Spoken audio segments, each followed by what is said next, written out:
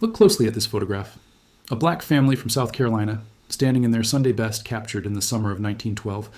The father's hand rests on his wife's shoulder. 3 children sit perfectly still, their eyes fixed on the camera. Behind them, a modest wooden porch. Nothing unusual, nothing remarkable.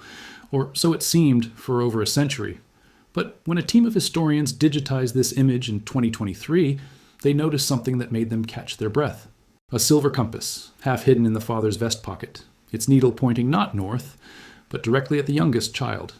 And in the mother's hands, a handkerchief folded into a pattern that hasn't been seen since the days of the Underground Railroad. These weren't fashion choices. These weren't accidents. They were codes, signals. A message hidden in plain sight for over 100 years. A message that would expose one of the most dangerous secrets of the Jim Crow South. What this family was really doing could have gotten them killed. And the truth behind this photograph is about to rewrite everything we thought we knew about resistance in America. This is their story. If you're fascinated by hidden histories and secrets buried in old photographs, subscribe to this channel and hit the like button. You won't want to miss what comes next.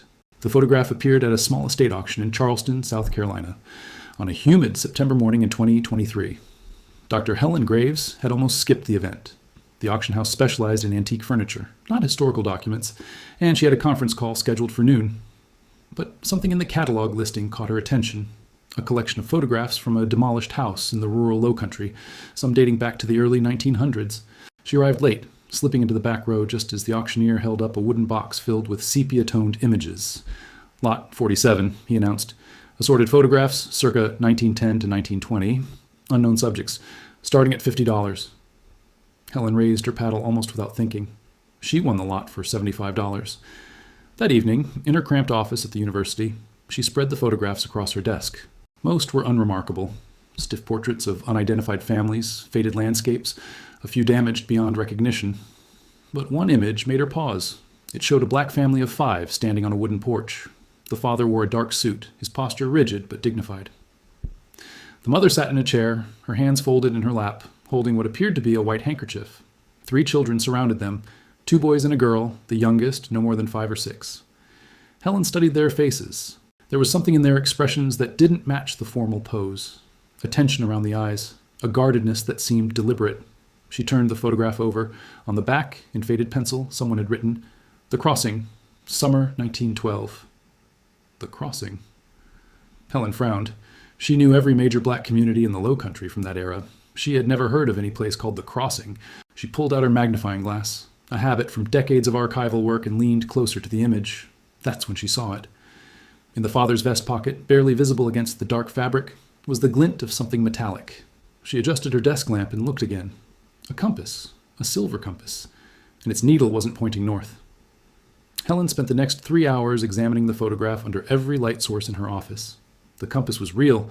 She was certain of it now. She could make out the delicate engravings on its casing, the thin black needle suspended behind glass. But what disturbed her was the direction. In every compass she had ever seen, the needle pointed north, magnetic north. Always.